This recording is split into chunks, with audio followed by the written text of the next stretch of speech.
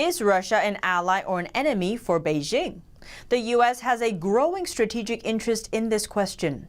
An analyst dissects the issue for us. NTD's Penny Zhou has the details.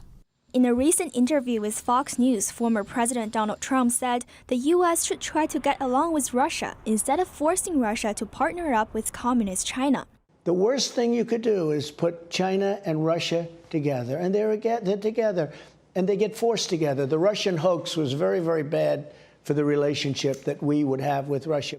The comment came as Russia's military buildup in Crimea alerted the West. Meanwhile, the CCP is sending record number of bombers and fighters into Taiwan's air defense zone. An analyst says if the U.S. doesn't want to fight an extremely difficult two-front war, it needs to figure out a strategy, and Trump's comment reflects an important strategic judgment.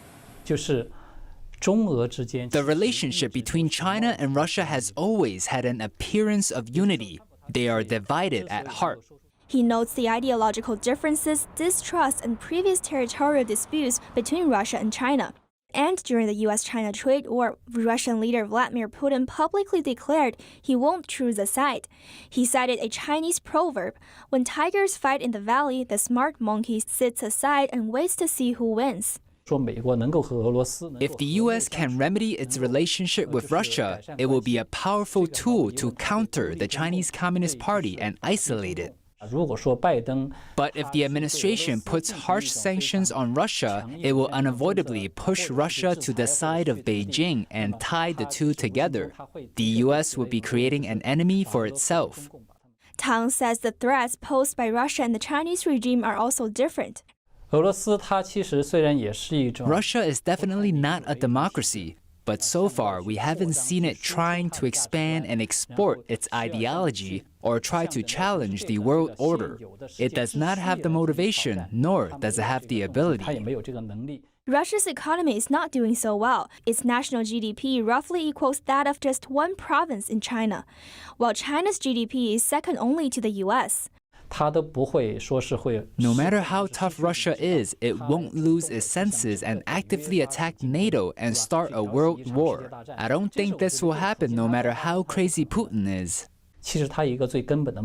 One fundamental reason for its recent military action is to stop Ukraine from joining NATO, to stop NATO from expanding eastward.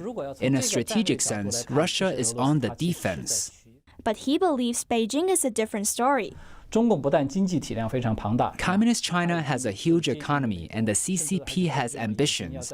It wants to surpass the U.S. and is already actively laying out and acting out its plans to do so.